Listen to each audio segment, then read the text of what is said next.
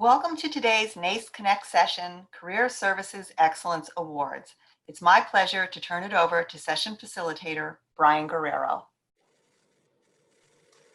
Good afternoon, everyone, and welcome to Career Services Excellence, our award panel discussion. As Cecilia mentioned, my name is Brian Guerrero, and I oversee the Center for Career and Professional Success at The Ohio State University. But as Vice President College for NACE, I want us to acknowledge and recognize this holiday, Juneteenth. First celebrated in Texas, marking the date in 1865, when enslaved Africans were read federal orders, freeing them under the terms of the 1863 Emancipation Proclamation. And as of today, this important holiday is now officially observed in 47 of our 50 states. I hope that you, just like myself, will find some time to reflect today. And I want to thank all of you, in particular colleagues across this nation who make inclusive excellence a priority. I also want to thank the Honors and Awards Committee, who has been overseeing and had the privilege of reviewing a number of competitive submissions for the Career Services Award, which looks to celebrate excellence in career services best practices. So today I get to geek out with some of my colleagues and learn a little bit more about their initiatives. So I have some questions that I'll be posing to all of them. And then towards the end of this program, we will invite everybody here to do a Q&A, if you will. And so I'll go ahead and remind all of us as we get towards that part of the agenda. But for today, or at least for now, I'm going to go ahead and ask each of my esteemed colleagues from across the nation to go ahead and introduce themselves. Why don't we go ahead and get started with Jing? Hi, Brian. Hi, everyone. Great. And Jing is at the University of California, Berkeley. What about Will? Hello, everyone. Hello, Brian. Thanks for having me. My name is William Jones. I'm the Senior Director from Rutgers University, New Brunswick, here in New Jersey. Thanks, William. Sharon? Hello, everyone. Brian and committee, thanks for having me here. It's an honor to represent the University of Pittsburgh at this esteemed time to recognize Career Services Excellence. So I serve as the Assistant Director of Employee Relations for Pitt's Career Center. Great. Thank you, Sharon. What about Jonathan? Hi, everybody. My name is John Schlesinger. I'm the director of the Hyatt Career Center at Brandeis University, just outside of Boston. I'm delighted to be here today. Thank you. Heidi? Hi there. I'm Heidi Robinson. I'm the Associate Professor of the Practice in the Department of Education and the Assistant Vice President of Career Education at Wake Forest University. Honored to be here. Thanks for being here. And then last but not least, what about Tricia? Hi, everyone. My name is Tricia Zelaya-Leon. I serve as the Director of Career Development within our Center for Career and Life Planning at Rollins College. Thank you for having us. Great. And again, thank you all for being here, all of our awardees and honorable mentions. Why don't we get started? Because I know a lot of our attendees and our audience members want to know more about these successful initiatives in career services best practices. Jing, maybe you can get us started. Can you tell us briefly about your program and what sparked you to develop it? Yeah, definitely. Yeah. Hi, everyone. I will catch up with my self-introduction. My name is Jing Han. I'm from the University of California, Berkeley Career Center. My role with my office is the Assistant Director for International Students. So the event I want to talk about today is the International Student Career Conference we have been doing for the past 3 years since I took the position. So this is the annual signature event we do for international students.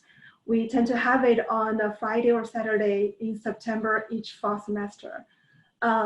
This conference is a multifaceted program. We have concurrent sessions, alumni panel, and a cocktail casual networking with alumni and students. One thing I want to mention about the conference is that for the concurrent sessions we have for the students, the topic and the content are very tailored to the international students' need. So the topics we have are introduction to overall job market and visa landscape for international students, how to hold a conversation with employers about work eligibility. We had graduate admission staff to talk about how to strategically pick graduate professional program to help your job search in the US and long-term career. So we are trying to cover those touchy questions to truly help international students to get additional help they need. And then this is a collaboration between the Career Center, Berkeley International Office, Cal Alumni Association, Graduate Division, and also international student organizations. And the main reason we do that is that we have a large number of international students and alumni, so we have to scale our service as much as possible. And this well-attended conference helped us with that a lot. And that's a nice face time for the Career Center to promote our service and engage students. It's also a good preparation for those actively seeking students to get ready for the fall recruiting. Thanks for sharing that, Jing. Sure. Would anyone like to go next? Sure, I don't mind going next. Sure. I am here today to talk about our career conference. It was entitled Mastering the Art of Networking, a career conference and etiquette dinner. This event was held in December, also on a Saturday. It was a 6-hour conference. We have held conferences in our office for the past few years, but we kind of steered away from it a little bit because of just basic student feedback and also student attendance as well. But this was the first year that we held it on a Saturday. The goal of this conference was to help students become more comfortable with that scary thing called networking. And so one of the ways that we really wanted to make this conference unique is to ensure that every breakout session was engaging. We know that in order to help students kind of get past their initial fears about any particular area, they have to immerse themselves in it. That's the #1 way of increasing self-efficacy in a variety of different ways. So every single breakout session was engaging, and it allowed them to actually practice what it is that they were learning. So the 3 primary breakout sessions we had were mastering the art of working a room. So we had an interactive networking clinic where students can not only learn how to act in that environment, but they also learn some of the other little tricks like how do you end the conversation and go on to the next one?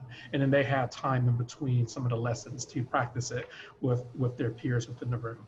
We had another breakout session called The Art of LinkedIn. So not only were we teaching them about LinkedIn, we were also allowing them to set up their LinkedIn profile. And then we also had professional headshots available for them during that session. And then the third session that we had was actually mastering the art of small talk. And the way that we set that particular workshop up or that particular session up, we had essentially improv lessons. So everyone had an opportunity to work with an improv facilitator to learn how to kind of navigate those initial fears of small talk. You know, it's not just like a regular type of improv session, but some of the lessons that you learn and some of the comfortability that you begin to develop within that type of session has a lot of transferable opportunities there. And then we had a keynote, an opening keynote. It was all about being social in a world that's gone virtual. And then we close out the actual event with a business etiquette dinner. So overall, we had 200 students that participated. Close to half of them were actually first-year students, which was a nice surprise for us. And then additionally, when we looked at some of our evaluation data, we earned a +70 Net Promoter Score, which is considered world-class from students. And the overwhelming feedback that we actually received on social media, so these are peers exclaiming the virtues of this program to their other peers, was amazing. So we were really happy and excited with how it went. Great, thank you for sharing that. Would any of the other panelists like to go next? Sure, I'll jump in. Sure. So again, I represent the University of Pittsburgh, and the program that won the Career Services Excellence Award is the Alumni in Residence. So it's an actual ongoing program designed to give an opportunity for alumni to connect with students on a deeper level and engage with the Career Center on a deeper level beyond networking events or other one-off events. And so it kind of was spurred through a conversation back in the spring of 2015 with at the time, or newly appointed the Senior Vice Chancellor, and our Career Center director, myself, and we were talking about really wanting to expand connections to students with alumni. And so there's a lot of conversation around mentoring, and we all know mentoring is a very critical aspect of student success and development. And so my thoughts went to mentoring is a kind of a protracted engagement. Networking is a one-off event. What's kind of in the middle that allows for alumni to give of their time and their talent and expertise, but in a way that may not necessarily be a long-term commitment as a mentoring relationship. And so thus came the Alumni Residence Program. The in-residence concept is not new. Some career centers may host executives in residence, which are often staffed by retired professionals. In this case, the alumni are fully volunteering their time with the Career Center. And what's really great about the AIR program with the University of Pittsburgh's Career Center is that the alumni are represented by high profile professionals who often we find are from the C-suite. They're executive level alumni, sole proprietors of startups. They run multimedia companies. And so we were really intrigued by the fact that through our collaboration with the Alumni Association, we were able to procure the level of alumni to give of their time across a year-long commitment. They are required to give a minimum of 4 hours per semester. And that 4 hours per semester can take on the form of one-on-one office hours, which they would be able to be more of a consultant to the student, critique resumes, do mock interviews, certainly address questions and answer questions the student may have specific to the industry represented by the alumni, or they can do workshops and presentations. We often refer to them as lunch and learns, or they can find themselves attending, of course, panel discussions or coming to networking events. So at the end of an academic year, they would have contributed 8 hours of their time. And so what's remarkable is that this year alone, which obviously all of our academic years were interrupted by COVID, the about 15 active alumni in the AIR program contributed over 200 volunteer hours. I apologize if you're hearing the roll of thunder in the background. There is a storm rolling through now, but so we're really excited that the program continues to grow from inception, which was again in the spring of 2015, launched in the fall of 2016.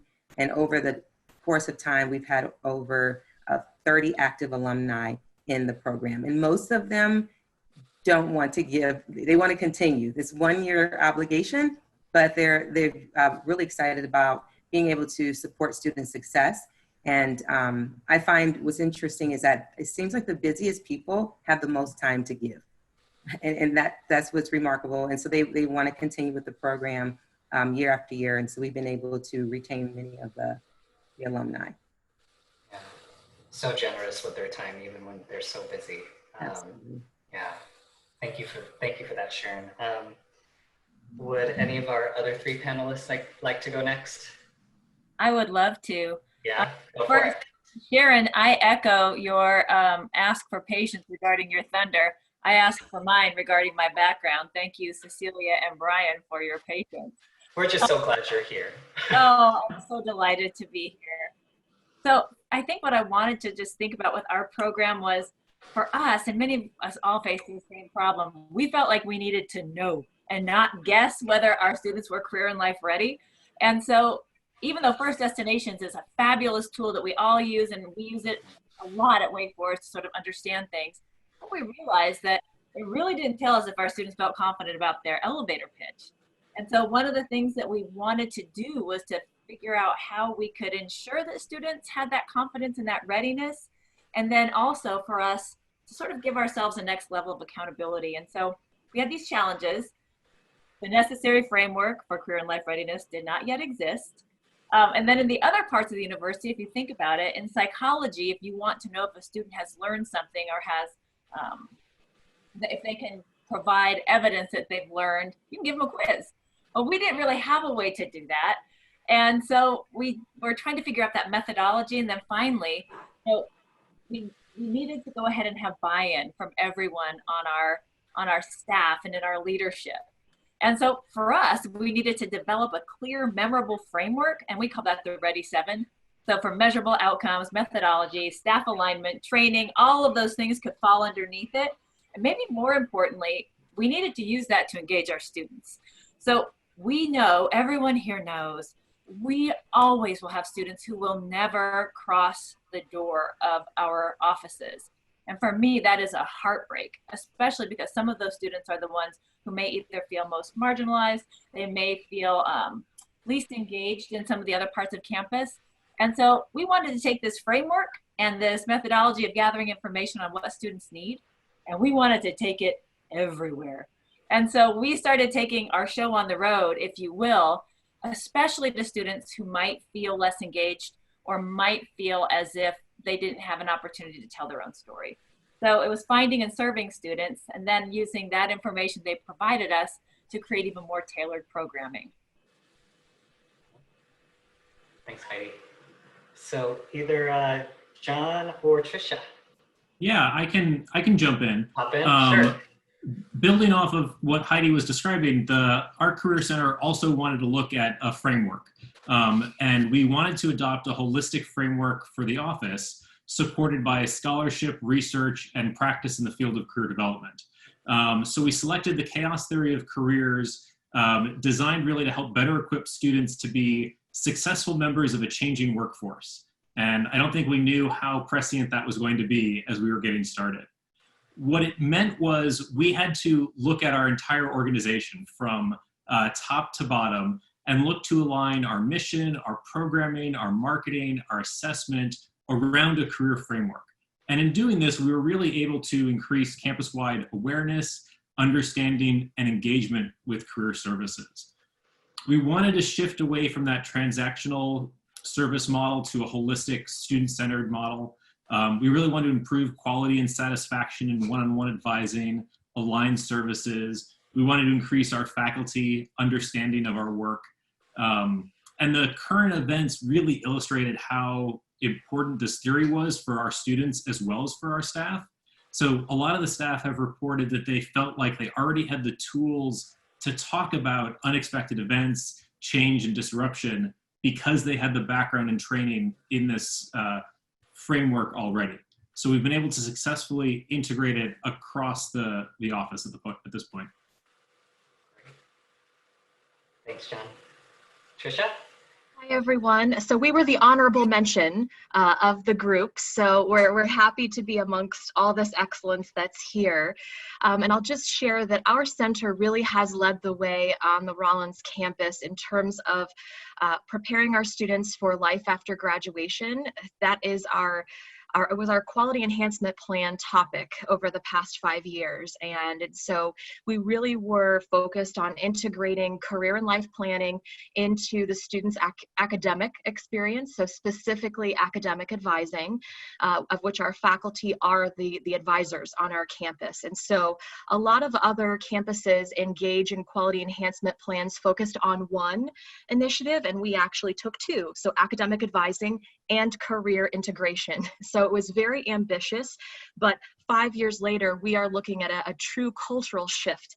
And I could talk all day about our compass plan, but I'll focus on 3 of the highest impact pieces of that plan, which were the academic advising piece of which there is a large level of engagement with all of our faculty advisors to train them on all of the career services that we have to offer and deputize them as being able to be on the front lines of having conversations with students about what postgraduate success really means for them.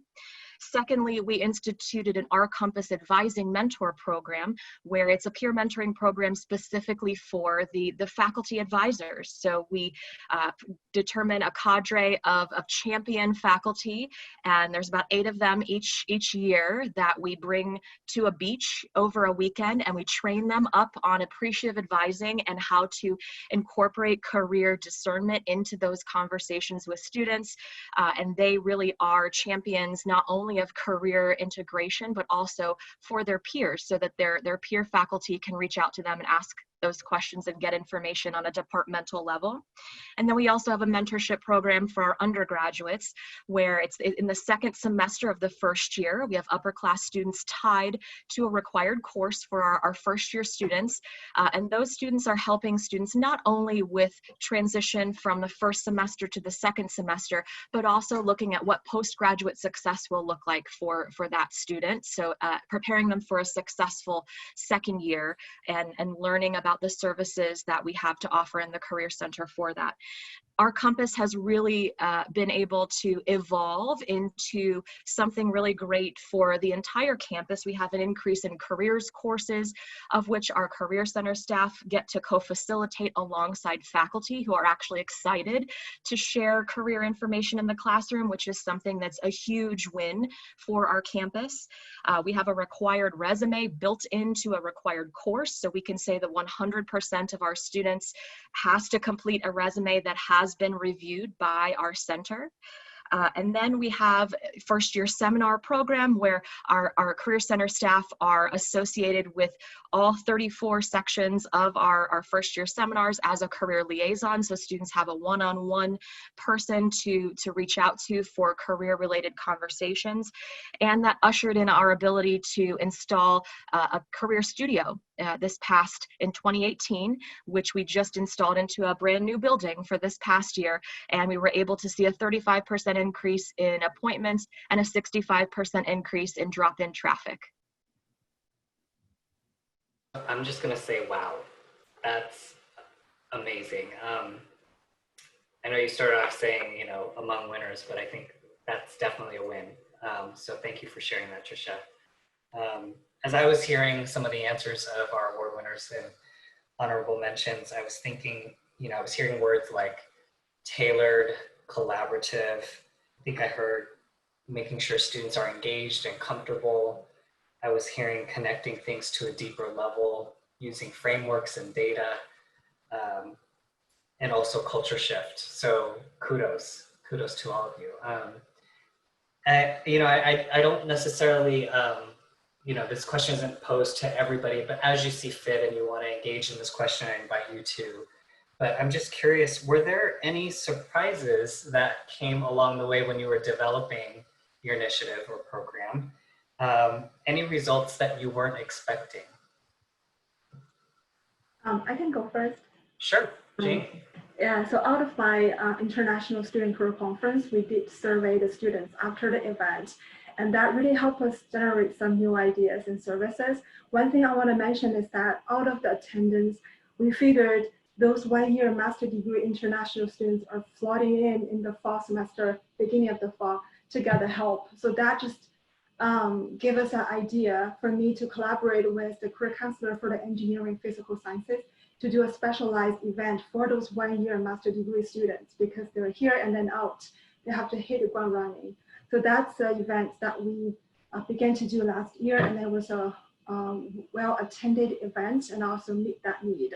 So that's very encouraging for me to know we can generate more idea and service out of that conference, which is very nice. Yeah, and I'll say here at Rutgers too, like here and Tricia talk about the mentoring component that they're creating.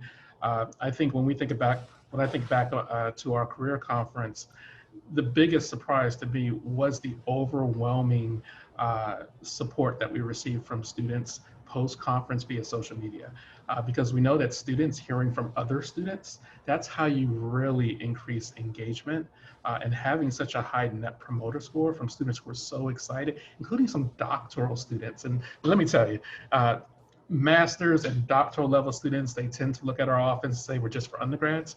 The fact that a few of them actually attended the career conference, had such a great experience, and then promoted that experience on their own social media afterwards, I think that goes farther than any type of marketing that we can ever do.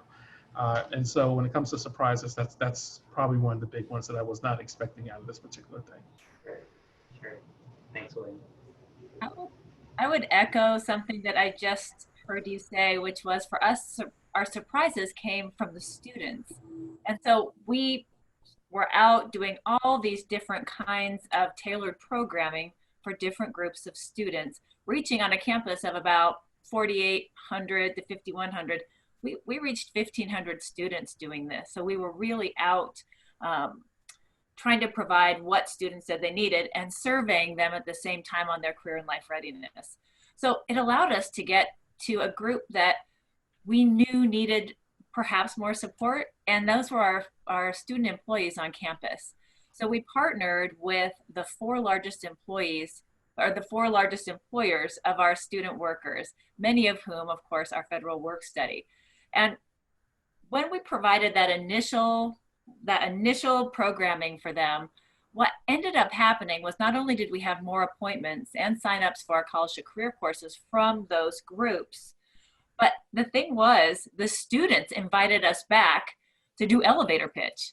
And then the staff from that particular organization, which was our campus recreation, the staff invited us back to help them write better job descriptions that would actually highlight transferable skills for students to make it more meaningful for them, because they understood from our programming that that's what helped move the needle for students.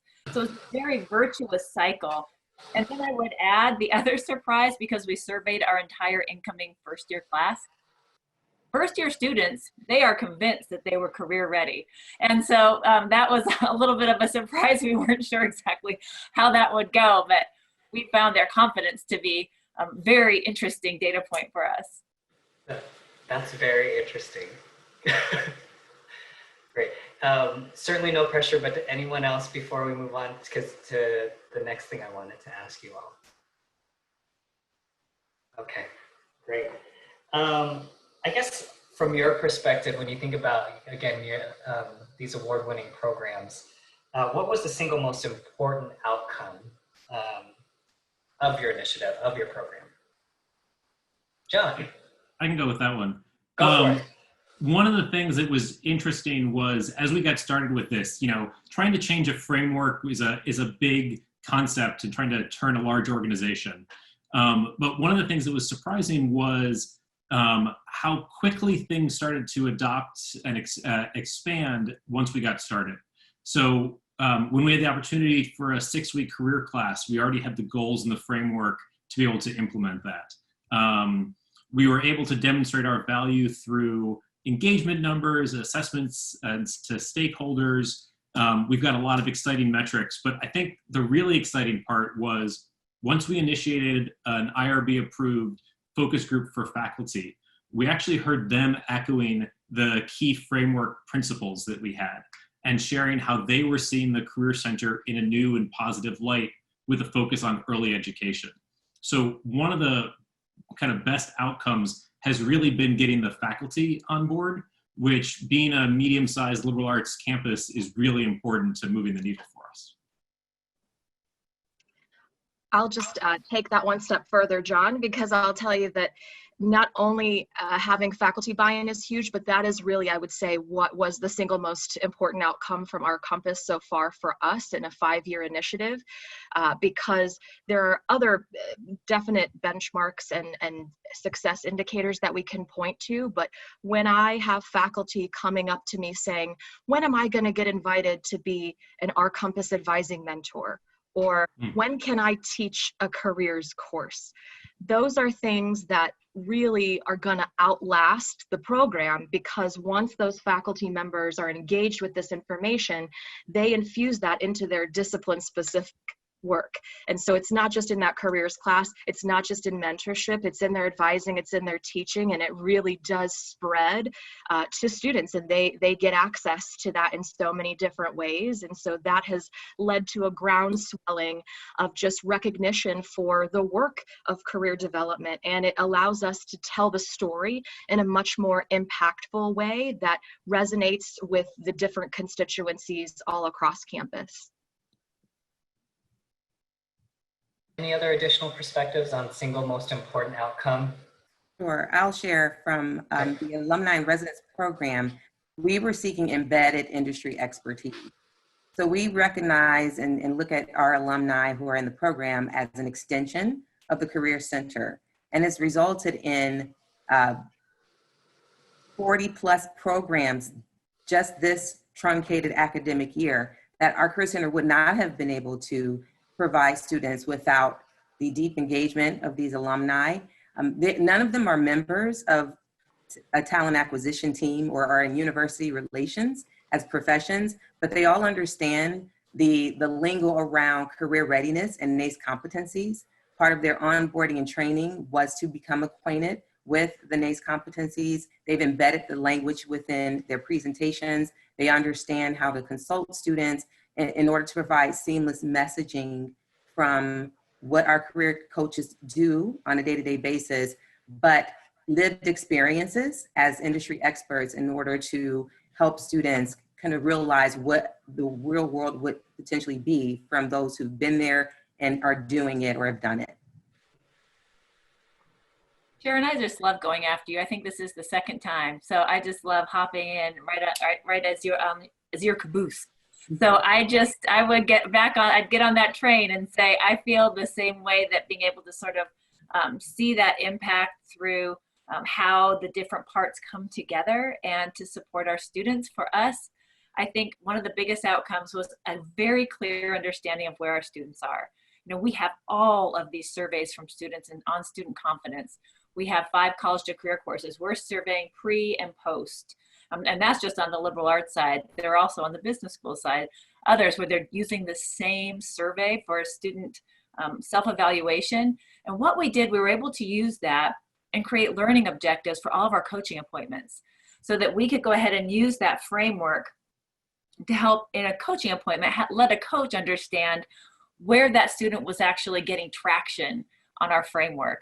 And so it really gave us this sort of much clearer way of understanding where our students were and how we could go ahead and continue to engage them and be more effective for each one of those students, both who are out in the community and on our campus doing what we call mobile OPCD, or if it was in our office, but it was able to be consistent messaging and teaching throughout. I would like to ask everyone to address this next question, which is, you know, there's a number of our members that are here hearing your successes and really thinking about how do I make this unique to my environment. So in other words, how do I apply? How can I replicate this program? What do they need to know up front? And I may have some additional questions depending on some of your responses. So would anyone like to go first? Sure, I'll go this time. Okay, Sharon. So Sure. I think if one wants to replicate an in-residence type of program, in this case, alumni in residence, first determine your overarching goals for embedding alumni in your career center, thereby taking their engagement beyond your typical one-off events or networking events or panel participation. Define the capacity in which they'll engage with your center. Identify specific areas of expertise that either it aligns with and or complements your current Career Center staff's expertise or fill gaps that might be missing. And then certainly reach out to the alumni that are already in your networks, through your LinkedIn engagement, employer partners. Many of our recruiters are obviously alumni. At Pitt, we specifically collaborated, as I mentioned earlier, with our Alumni Association. They've become well acquainted with the Alumni Residence Program. They understand its requirements, and they've become the conduit through which we are able to connect with the caliber of alumni in the program. As I mentioned, the C-suite executives, the high-ranked executives within their respective organizations. Yearly, we're provided with a list of alumni to consider for the program. And we determined that based on the unique experiences or expertise, the diversity of those potential candidates, we determine who we'll bring into the program. And then again, selecting alumni that can best support student success. And in turn, the Alumni Association provides a warm introduction. So it just becomes a cyclical opportunity to grow the program. And Sharon, would when you look back at that experience of doing this in residence program, were there any pitfalls that you would want to, maybe share with others? Sure. This happened in the first year. As alumni in the AIR program, again, our high profile and potentially high profile alumni, it's very likely they're connected to many other stakeholders across campus. So having to potentially cut bait because a particular alumni has not necessarily met expectations is a really precarious situation to navigate. So in this example, we had an alum who basically canceled every program at the last minute. So kind of leaving us somewhat in a lurch. This is a strictly voluntary program. At one's word is the only thing that binds them to their commitment. So I think it's just being able to figure out ways to tell some of these high profile alumni that this program may not be the best fit for them. Let's find other avenues for them to support student success. So that's just something to keep in mind. They're as well intended as some of the alumni may be in being able to give of their time and commit that amount of time that you're asking. Life happens.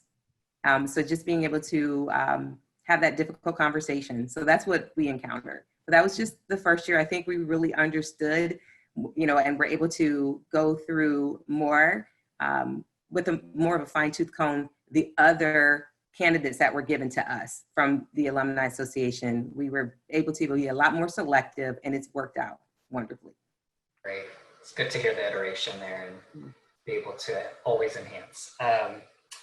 So yeah, again, the question here is, if someone were to replicate your program, what would they need to know up front? Would anyone like to go next? Will, Sure. I saw your hand. Yeah, go ahead. Yeah, I would just say that when I proposed having a 6-hour career conference on a Saturday in early December, there were quite a few people on my team that were just kind of like, that's not going to happen. It's not going to work. I had so much pushback that I actually volunteered to co-chair the planning committee myself, just as a proof of concept. I felt confident that it was going to work because we had a lot of data going into this particular process. As I mentioned earlier, this is not the first career conference our office has run, and we've had varying different degrees of success with that. But many of you have heard me talk a lot about how we do random sample surveying of undergraduate students so that we can figure out what their preferences are in a way that we can then generalize to the larger population. But we did just that with this particular conference. We knew we tried to do this in the past. We have various different degrees of success. So we asked them, what are some types of topics you'll be most interested in? What day of the week would you be most interested in? What time frames would you be most interested in? And it was actually based off of that information that we chose this particular topic on that particular day at that particular time. The conference was so popular. Like I said, we had 200 people who actually showed up to the actual event. And what I didn't mention before is they all paid $10 each to come to this particular event. But I would say if you're looking at planning on doing something like this, I wouldn't necessarily look at just trying to do something around networking, because maybe that's not the topic that your students are most interested in. I would say utilize some of the tools that are provided to you. You can even go to our website and we talk about how you can create a stratified random sample survey, but conduct some research beforehand and pick a topic, pick a time, pick a day that works best for your student population if you want to replicate something like that. John, you want to go? Oh, sorry. Yeah, I was just Go ahead. I was just gonna jump in because I think what William is talking about is important. It's, how do you adapt what you see from conferences or presentations like this to your own campus? And in talking about our program, I'm a really big believer that career practitioners of all stripes need to understand why they're taking the approach that they're taking, why they're presenting the intervention that they're presenting, and having a clear framework can really help maximize impact, learning, and satisfaction. And so for us, one of the things was this was a time-consuming process. There was quite a bit of push and pull, and it takes a lot of time to iterate. But what was really helpful was having a clear vision and direction, and then giving people a lot of freedom in between to come up with the how we're going to get there approach. And so, the first step was having a lot of conversations with our own team about what were our goals for students. How do we really help them? How could we really help them? What existing tools are we using? And educating each other on theories of learning, theories of career development. So we had a common baseline. One of the things I love about our group is we come from lots of different diverse backgrounds and experiences, and we come into the Career Center. But bringing that experience together so we had a common baseline was really important. And throughout the process, we found out we could do it. It took a little bit of time, but I think we got there. Thanks for sharing that, John. Anyone else? Heidi, I think you want to pop in? I would love to. And I hear sort of themes that are similar to what I will share. And that is, I think, ahead of starting a process like ours, I think it's really clear to get, clear on the constructs that you want to measure and the language that you want to use in order to do that. When we were building the framework, that was a tricky part, being certain that we knew what it was, that we had considered our career and life readiness model, but then additionally, developing a survey for students that let them self-assess and using that consistent language. Once we did that, then we were able to really understand where they were in the process and go ahead and align those two things. And then use, again, that data to go ahead and inform what students need and how we could best serve them. So I would say that was probably an important piece. And then I would add, figure out your goal first. Like, what is the goal that you want to use this information for? And I think those two things really sort of smooth the process. Just to add a little bit on to, not to repeat what everyone else is saying, but I think being prepared to pivot is really important. We all talk about career pivots anyway. And one aspect within our Compass initiative that we had originally put lots of research into, we had seen best practices at other institutions, was this idea of a curricular map, an integrated curricular map, which if you see those at other places, they look really exciting, and they have, in your first year, these are the academic experiences that you should do, and these are the service learning engagements that you should engage in, and these are all the internship experience, everything, beautiful. We started to put a lot of time, effort, research, and energy into creating those, and then we talked to students about them, and we talked to the faculty about them, and they said, we won't use these because they're very prescriptive, and we want to design something that is individualized, and the faculty want to have individual conversations with students that don't necessarily rely on a prescribed menu, but rather talks about what makes sense for that student in their own journey along the way to postgraduate success. And so while the research and best practices and having data informed decision making is important, it's also important to be prepared for realizing how useful is this going to be. Think of the end user and what will they get from this, and use their feedback to maybe redefine or retool as you move through the process. Yeah, I want to follow Tricia and echo on the pilot part. So for me, my role and my position with my office, I'm serving a special student population which has special need and extra need in service and help. So the number one thing I feel helpful is getting the support from the leadership. So that helped me a lot with my job, the budget, other resources, and even the space for me to pilot and make mistakes and learn from it has been very helpful. Another thing I think that helped me a lot is the stakeholder, the partner across the campus. I'm surprised how much support I got from the UC Berkeley international office.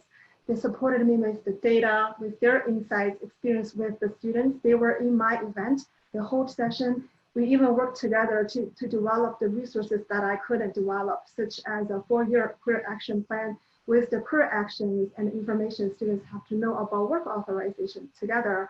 And then a takeaway from this, for the students with the guidelines for how to talk to employers about their visa, work eligibility in interview networking, online process. Those are golden resources that I'm happy to provide the students given the support from the international office. So getting that partnership is very helpful too. Great. All right. Anyone else want to add any perspective? Okay, I think we're good. All right, sounds good. I want to pull something from what Jing just mentioned recently, which was thinking about resources. I think that that's been on top of many of our members' minds, thinking through, you know, if things are evolving in my own environment in terms of resources, can I do things like all of you have, right? I'm wondering if anybody wants to respond to that in terms of resources you're thinking on that perspective, ways to be creative, if you will. Yeah, I think resources, especially now, is always going to be top of mind. I think for us, so just to be transparent, this particular conference, it ended up costing us about $8,000. But when you have students paying $10 to attend, that was slightly over $2,000 that we had there. We also had some employers that were willing to sponsor the etiquette dinner part because, as you can imagine, that was the driver of most of our expenses. But then we also looked at talent that we had a relationship with to facilitate some of these workshops. We had a former staff member who was actually really into improv. And he was willing to come back at a reduced fee in order to facilitate this for our students. We had an alumnus of our university that did a lot around networking. And so we connected with our Alumni Association. She also gave us a reduced fee to make this happen. And then we were also able to even provide some discounts for 20 students of color from our EOF program to attend this particular event as well. And that was through a partnership with the EOF program. They wanted their students to be able to attend. They had grant funding to support that. And so that helped offset the cost as well. So I think that there are ways that you can try to increase your resources from external sources, but also think creatively around who's presenting, who's facilitating. Maybe there's someone on your own staff that's a pro at some of these topics to help reduce some of your costs. And I guess I would just sort of to pair with what Will is saying is this idea that using your internal resources for us, you know, marketing collateral, although social media may not cost much, there is other marketing collateral that does have a dollar sign next to it. And so in order to engage these different campus partners, we really leaned into relationships, so social capital rather than other kinds of capital. So we partnered with the head of campus rec. We partnered with the head of our ZSR library, the places where we knew the most federal work study students might be. That's where we started. And so I think that that's another thing, our social capital within the network of the university itself. That for us was a resource that we were able to tap and to sort of engage not only those relationships so we could reach more students outside our office, but also to gain that data from those students who might be there so we would be better equipped to make sure that they were equipped. I was just going to build off of that. It's not just the social capital, but also the knowledge of your peers, of people in groups like this, other consortiums, even just finding the expertise within our own office in pockets that we didn't know existed. I think that's one of the great resources we have at our disposal. Particularly now, as we're doing so much more virtually, it's almost easier to connect with people all over to help you fill in, whether it's knowledge gaps, experience gaps, presentation gaps in resources. And I'll add that, you know, the pandemic has really shifted everyone's mindset related to lots of different things. But I think when it comes to career work, it's accelerated some of the trends that were already we were on the cusp of trying to get to. And so really thinking through technology and how we've used it in the past and how we can continue to use it in more innovative ways in the future to reach more students, I think is very important for us to reconsider. And and to know that we have those partnerships to build upon, especially if you are experiencing workforce reduction within your teams, and being able to deputize people across campus to do some of this work alongside you. That's a sustainable initiative that once we're on the other side of this, that's still going to grow the initiative even greater into the future. The only comment I was going to make with respect to resources, the Alumni Residence Program doesn't require many resources on the part of the Career Center from a financial outlay. We went with the model of alumni in residence versus executives because a lot of executive programs do have a consulting fee attached. And so this allowed us to still get the industry expertise, fill any gaps in with respect to that from the what staff could provide, but at the same time, fulfill the need for alumni to give back. So there's that altruistic benefit that alumni receive from seeing a direct impact on students when they're sitting across from them and sharing insights. And of course, the potential long-term relationships that are developed that turn into mentoring opportunities as well. So as we head towards the last 10 minutes or so, is there maybe any question that I haven't asked you that I should have, which would get at some really interesting things about how you've constructed these wonderful programs?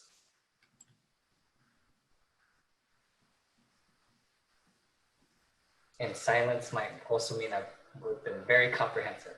You're very thorough.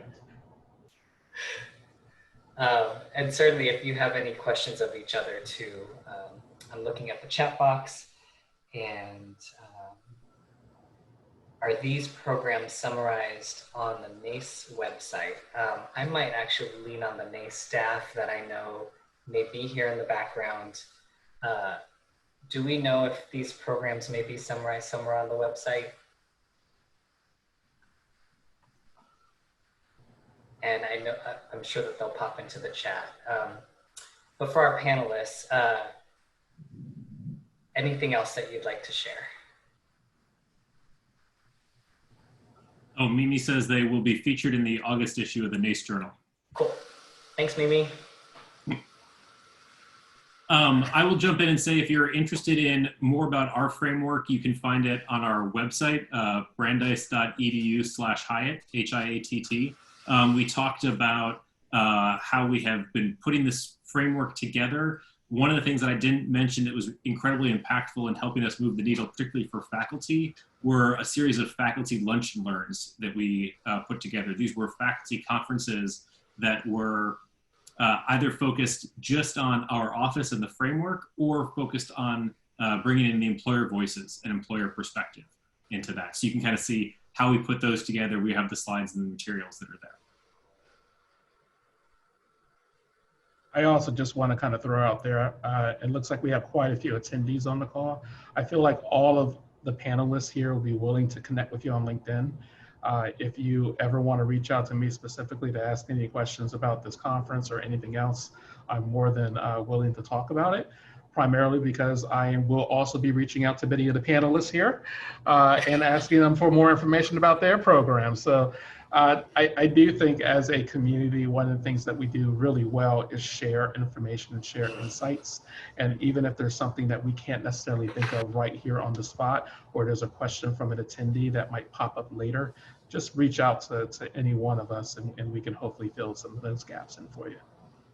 You know, and William, I'll just kind of pull from there. One of the resources that I am always just so amazed by is the conversations that I'm seeing in the NACE communities.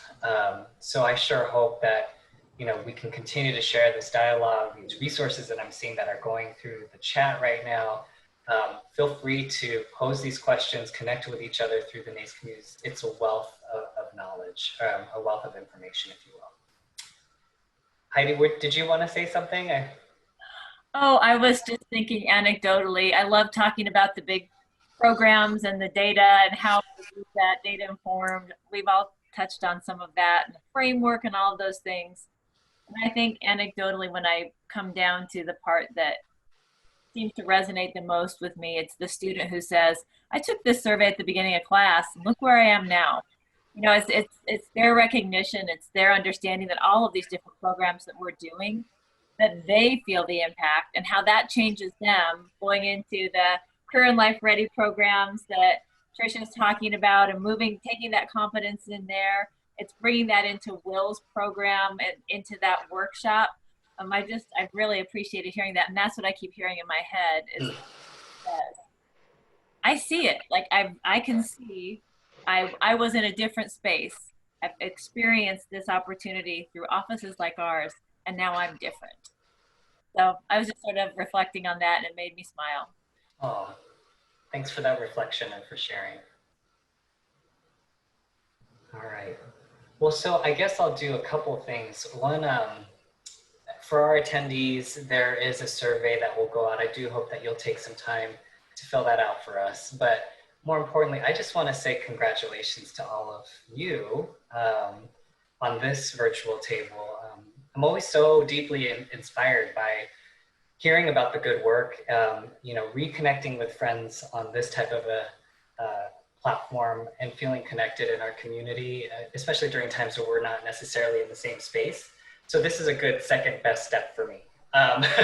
So I'll take it. But yes, I just, on behalf of our association and our membership, thank you for the time that you've taken in your submission, the care and the great information that you've shared with everybody here and our audience. So I just want to commend you on the great work of not just yourself, but the teams that you represent and the students that we so deeply care about. So on behalf of NACE, I just want to say congratulations.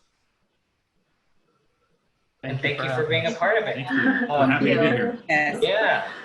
Well, I hope you all have a wonderful rest of your day, and we will see you hopefully in the near future. Definitely. Happy Juneteenth, everyone. Happy June. Happy Juneteenth. Yeah, happy Juneteenth. Thank you very much. everyone. Bye. Bye. Thank you. Thank you to our speakers for a very informative session, and thank you all for attending. This officially concludes the webinar, and you may now sign off. Have a great weekend.